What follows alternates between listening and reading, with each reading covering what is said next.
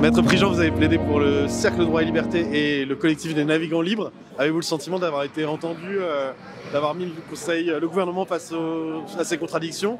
Alors, d'avoir été entendu, oui, mais ils étaient bien obligés, puisque j'étais en train de parler et que j'avais le micro, d'avoir mis le gouvernement face à mes contradictions. Vous me donnez un peu trop de crédit, ils sont très bien arrivés tout seuls. Parce qu'on leur a quand même soulevé un élément, c'est que aujourd'hui encore les boîtes à partous sont ouvertes, mais que la situation épidémique est extrêmement grave, et donc il faut réduire à 24 heures la durée du pass, mais surtout laisser ouvertes les boîtes échangistes. Donc c'est peut-être une demande personnelle de Gérald Darmanin. Néanmoins, on s'aperçoit que dans la lutte contre le virus, il n'y a absolument aucune cohérence. En particulier, si on voulait être cohérent et se dire qu'il faut redescendre le taux de reproduction en dessous de 1, objectif que je peux tout à fait comprendre, en réalité, il faut aussi tester les vaccinés, parce qu'on voit très bien qu'ils contaminent les autres. Et le représentant l'a d'ailleurs reconnu à demi-mot. Ah, plus qu'à demi-mot, il a dit alors de façon très intéressante que l'efficacité du vaccin contre la propagation était seulement en division par 2 au bout de 6 mois. Ce qui veut dire qu'effectivement, c'est pas très efficace contre la propagation. C'était une des hypothèses qui avait été écartée au départ par le gouvernement il y a 2 mois. Quand vous disiez ça, vous vous faisiez traiter de fasciste, complotiste, je ne sais quoi. La réalité, c'est que le gouvernement l'a exposé très bien. Le vaccin ne limite pas vraiment la propagation. Si vous avez un taux de reproduction de base de 3 et que vous divisez de 50%, ça veut dire qu'à ce moment-là, même en vaccinant tout le monde, vous avez un taux de reproduction supérieur à 1. J'ai toujours l'air de dire la même chose, mais à force de multiplier 1,5 par 1,5 par 1,5, ça fait beaucoup.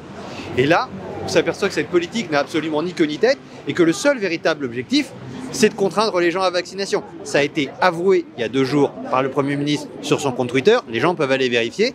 Et normalement, le Conseil d'État devrait dire, visiblement, il y a eu détournement de pouvoir parce que le détournement a été avoué. Concernant la réduction du délai à 24 heures, ils ont admis aussi que c'était arbitraire en réalité. Alors, c'est arbitraire, mais là-dessus, je ne leur jette pas la pierre, en ce sens que ça ne peut être qu'arbitraire. Vous ne pouvez pas avoir une définition à la minute ou à la seconde près. À un moment, même quand vous imaginez, vous commandez une armée, si vous ne savez pas exactement le moment opportun pour attaquer, vous n'attaquez jamais et vous ne défendez jamais. Le problème, c'est que si vous dites, et c'est une règle de 3, le vaccin diminue de moitié la probabilité d'être contaminé, et le test, c'est juste une tentative de réduction du risque. À ce moment-là, il faut imposer un test de 24 heures pour les non-vaccinés, mais un test de 48 heures, payant aussi, pour les vaccinés. C'est une pure règle de 3. Je n'ai pas rien contre la logique de réduction du risque, et je pense depuis presque 2 ans, j'arrête pas de le dire, qu'une des choses les plus efficaces, c'est de tester, tester, tester. On a rendu les tests payants, ce qui n'a pas aidé aux tests, et là, on nous impose des tests qui, de l'aveu même du gouvernement, ne vont mathématiquement pas réduire le taux de reproduction en dessous de 1. Or, un taux de reproduction qui reste supérieur à 1, je cite tout le temps cet article de Laurent Laforgue, et puis j'ai envie de dire, les gens qui ont été en 5e le savent, à force de multiplier par plus de 1, ça va faire beaucoup. Dernière question, vous espérez quoi, compte tenu de l'audience, qu'est-ce que peut dire le Conseil d'État dans les prochains jours? Normalement, ce serait dans une semaine maximum. Alors, depuis que j'ai vu, pour avoir plaidé ici, que je mentais en disant qu'il y avait une 2e vague, je mentais en disant qu'il y avait une 3e vague, je mentais en disant qu'il y avait une pénurie de masse, je mentais en disant le 22 octobre dernier que l'épidémie était en train de se répandre. En réalité, je n'espère plus beaucoup. Néanmoins, je pense que c'est un peu comme Paul et son chemin de Damas. À un moment, il peut voir la lumière, parce qu'à mon avis, je peux me tromper, mais le Conseil d'État commence à vraiment se rendre compte que le gouvernement dit n'importe quoi. Et maintenant, c'est plus une question de volonté que de compréhension. Tout le monde voit bien que ça ne marche pas. La règle de 3, c'est quand même des maths qu'on est censé apprendre à 9 ans. Le gouvernement voit bien le problème. Le Conseil d'État voit bien le problème. La question, c'est, va-t-il vouloir le résoudre ou va-t-il vouloir se faire l'avocat du gouvernement? Merci beaucoup. Je vous en prie. Jean-Frédéric Boisson, vous étiez de retour au Conseil d'État pour un nouveau recours via la voix du peuple. Est-ce que par rapport à l'audience de la dernière fois qui avait été assez tendue, l'impression est différente cette fois? C'était un peu moins tendu, mais c'était toujours aussi incompréhensible de la part du gouvernement. C'est toujours la même argumentation.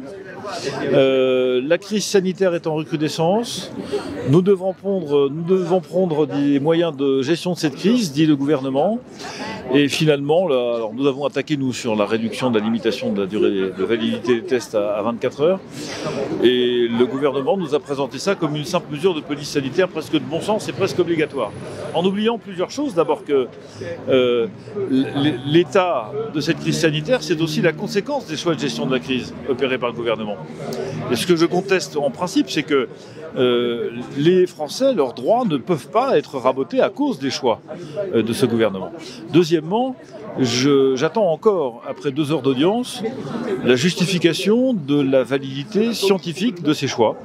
Il a été montré à l'audience que la réduction à 24 heures ne repose sur aucune espèce de données scientifiques sérieuses. Il nous a bien été dit que c'était effectivement un choix de police sanitaire, c'est le terme que le représentant du gouvernement a employé. Et troisièmement, nous avons mis l'accent sur le fait que les droits des citoyens sont garantis, dit le gouvernement, puisque vous pouvez faire attester par différents moyens à votre disposition que vous n'êtes pas contaminé. Le problème de la réduction de la validité à 24 heures, c'est que la vie quotidienne devient impossible et que donc ces droits deviennent au fond formels. Il a été rappelé aussi à l'audience que quand vous mettez quelques heures pour obtenir le résultat d'un test qui ampute d'autant la durée de validité de ce test, c'est pas 24 heures, ça peut n'être que 18, 12, 10, 5, voire 4 ou 1. Ma foi, donc le droit n'existe plus. Donc en réalité, nous sommes effectivement toujours dans cette limitation systématique des droits des personnes au nom d'impératifs sanitaires qui ne sont pas justifiés. Est-ce que vous pensez que l'agrégat de collectifs, d'associations qui étaient cette fois-ci plus nombreux à se regrouper pour cette audience peut faire la différence en attaquant de toutes parts le gouvernement sur les angles morts de ces décisions? Je pense en tout cas qu'il a été montré ce matin la faiblesse de la position du gouvernement, qui ne va pas pouvoir tenir indéfiniment à la fois un flou total sur les données sanitaires, ça a été rappelé, à la fois une espèce d'aveuglement sur la réalité de la vie quotidienne des gens, et petit à petit que les sages-femmes, les avocats, les pilotes de ligne qui étaient présents aussi ce matin, etc., disent au gouvernement, attendez, on ne peut pas vivre avec ça. Ça me paraît effectivement très important. Et on voit bien que cette mobilisation, alors qu'elle est une mobilisation d'un genre un peu nouveau, elle est judiciaire cette fois-ci, elle est très très positive. Et je me sens de moins en moins seul chaque fois que je viens. Malheureusement, je pense qu'on devra revenir.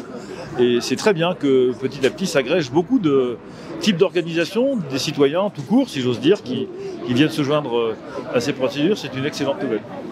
Merci beaucoup. Merci. Maître Brouza qui était là en tant que président de Réaction 19 à l'audience. Quelle impression avez-vous eue de cette joute entre différents collectifs et le représentant du gouvernement? Je trouve qu'aujourd'hui, la parole des Français a été portée par plusieurs avocats, par Maître Prota qui a fait un travail remarquable, par Xavier Zalbert qui est intervenu aussi et nous avons vraiment apprécié ses observations scientifiques et aussi les autres conseils, même de M. Jean-Frédéric Poisson, je crois. Et je trouvais vraiment que la partie qui soutenait les requêtes et les observations était extrêmement pertinente. Je trouvais de l'autre côté M. Teboul égal à lui-même, parce que ce n'est pas... Le représentant du ministère. Le représentant du ministère, que est toujours égal à lui-même, dans le sens qu'il est dans cette approche monolithique et répétitive qui atteint même la logorée. Donc, à un moment donné, on n'a plus envie de l'écouter, parce que de toute façon, c'est cette répétition, mais qui n'est pas simplement celle de M. Teboul, qui est en réalité la parole du gouvernement, dans cette sorte d'approche constante, méthodique, qui a pour seule unique finalité que les gens se vaccinent et qu'avec la vaccination, tout le monde sera heureux. Alors que les problèmes juridiques sont énormes, on est dans un état de non-droit et aujourd'hui, beaucoup de situations ont été stigmatisées de ces textes, de ces décrets qui sont effectivement rédigés à la va-vite, qui comportent une quantité énorme de contradictions et en plus cette divergence forte qui existe entre ce qui peut être la loi, le pouvoir du législateur et le pouvoir de l'exécutif. Mais si on est dans un état de non-droit, quel est l'intérêt? Y a-t-il vraiment quelque chose à espérer de ces audiences au Conseil d'État? Il ne faut pas désespérer, c'est parce qu'effectivement il y a des associations comme Bon Sens, comme Réaction 19 et aussi d'autres intervenants, d'autres structures, des collectifs, que les choses bougent. Si nous nous désintéressons et nous pensons qu'il n'y a plus rien à faire, c'est foutu. C'est pour ça que même je dis au niveau des élections, il faut aller voter. C'est pas parce que vous votez pas que vous respectez la démocratie. Aujourd'hui, le Conseil d'État a ressenti peut-être une chose qu'il n'a pas ressenti d'autres fois, qu'il y avait beaucoup de monde cette fois derrière la porte. Ouais. Et ça, c'est quelque chose de très important. Alors que souvent, le Conseil d'État a l'impression que c'est le fruit de quelques névrosés complotistes d'aller saisir le Conseil d'État pour aller tenter de faire revivre la démocratie. Non, aujourd'hui, il y avait 95 000 personnes de Réaction 19, plusieurs dizaines de milliers de personnes de Bon Sens, sans compter tous les autres collectifs et toutes les personnes qui ne sont pas nécessairement des adhérents de nos structures, mais qui sont là, qui nous écoutent. Ça veut dire aujourd'hui que le poids de cette audience était énorme, pas simplement sur un plan des moyens soulevés, mais aussi pour les personnes qui aujourd'hui espèrent avoir des décisions qui soient fortes dans le respect du droit et pour rétablir l'état du droit. Parce que faire des tests antigéniques tous les 24 heures ou des tests tous les 24 heures pour pouvoir tenir le coup pour des personnes qui sont aujourd'hui en difficulté financière, c'est un scandale, même simplement financier. Donc c'est pour ça que là aussi, après on peut parler de ce qu'on veut, mais aujourd'hui, tout ce qui se passe là est totalement insensé. Un mot en attendant la décision sur les autres initiatives que vous prenez. Est-ce que vous avez d'autres chantiers judiciaires en cours en ce moment ? Bien sûr, nous avons des chantiers judiciaires. Nous sommes en train de convertir la plainte simple en constitution de partie civile concernant la plainte vaccin. Mais surtout, le 15, devant le tribunal judiciaire, nous allons discuter du fameux problème du décret et du texte d'adoption, disons, de ces pseudo-vaccins qui ne correspond nullement aux AMM. Je fais simplement un exemple. Tout le monde parle du vaccin Pfizer. Juridiquement parlant, et sur le plan sanitaire, le vaccin Pfizer n'existe pas. Parce que c'est une habilitation qui a été faite pour un AMM conditionnel d'un médicament qui s'appelle Comirnaty ARN messager à nucléoside modifié, qui a été délivré par la commission à BioNTech. Donc déjà ça atteste bien qu'on est totalement à côté de la plaque, qu'aujourd'hui on continue d'utiliser un médicament, c'est comme si aujourd'hui on disait que le paracétamol est identique comment on appelle, au Doliprane, ce qui n'est pas le cas. Le paracétamol est une chose et le Doliprane c'est autre chose. Donc là aussi, cette orthodoxie juridique, c'est bien le signe que si nous ne respectons pas cela, on est dans un état de droit, parce que ça veut dire qu'à ce moment-là, ça sert à quoi de rédiger des textes, ça sert à quoi de faire des décrets, ça sert à quoi de faire des lois, l'intelligibilité et surtout la clarté des textes. Voilà. Merci beaucoup, Maître Broza. Merci à vous, merci à vous. Nous retrouvons Maître Prota à la sortie de l'audience au Conseil d'État. Pour bon sens, vous avez plaidé contre le pass sanitaire, en particulier la réduction du délai des tests à 24 heures au lieu de 72 heures. Est-ce que vous êtes heureuse, confiante suite à cette audience ? Ni heureuse ni confiante, parce que dans l'absolu, c'est pas le genre de dossier qu'on a envie de plaider, parce qu'il s'agit quand même d'imposer des vaccins, à mon sens, ça c'est à titre personnel, mais causant beaucoup d'effets secondaires, notamment aux jeunes. Donc j'aimerais plaider malgré tout d'autres causes, et confiant en tout cas, on espère, parce que nous étions tellement nombreux, je pense qu'avec tous les partis politiques, les associations et 5000 particuliers qui se sont joints, c'est la première fois qu'autant de particuliers se joignent d'une seule fois à une audience. Je pense qu'il a été entendu par le Conseil d'État que tous ensemble on représentait peut-être 300 000 personnes et peut-être plus largement les 7 millions de personnes qui ne sont pas vaccinées. Je crois que c'est quelque chose qui a été vu, et par ailleurs avec tous les arguments qui ont été développés, je pense sincèrement que sur le délai de 24 heures pour les tests, qui n'est pas techniquement possible, parce que c'est pas qu'une question de loi, c'est que ce n'est pas techniquement faisable, nous avons une chance d'être entendus. S'agissant de la 3e dose, c'est peut-être plus compliqué, puisque là le décret ne prévoyait que pour les personnes de plus de 65 ans.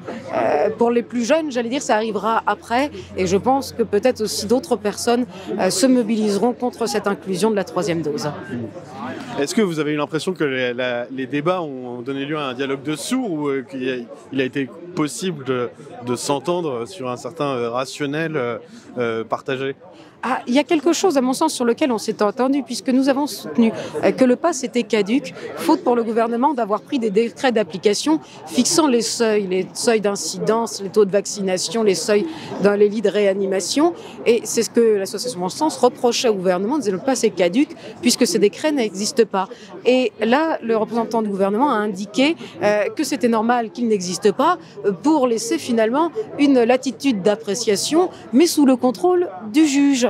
Donc nous avons dit au juge, alors finalement, les questions scientifiques vous reviennent. C'est ce dont nous avions évoqué lors d'un précédent entretien. Et de ce fait, comme la CNIL n'a pas les données malgré ses demandes, comme la Cour des comptes dit que les chiffres sont opaques, comme l'ATI dit qu'il n'y a pas tant de personnes qui sont hospitalisées pour le Covid, comme les chiffres sur les effets secondaires ne sont pas tous connus, en tout cas lus avec attention, nous avons tous demandé que le gouvernement donne des chiffres transparents au juge, puisque finalement c'est à lui qu'il impose de devenir l'expert critères scientifiques. Et je pense que sur ce point, nous avons été entendus, que le juge l'a entendu également, que la question scientifique revenait sur lui et qu'il fallait des dossiers et des chiffres absolument transparents et incontestables et pas des prévisions incertaines.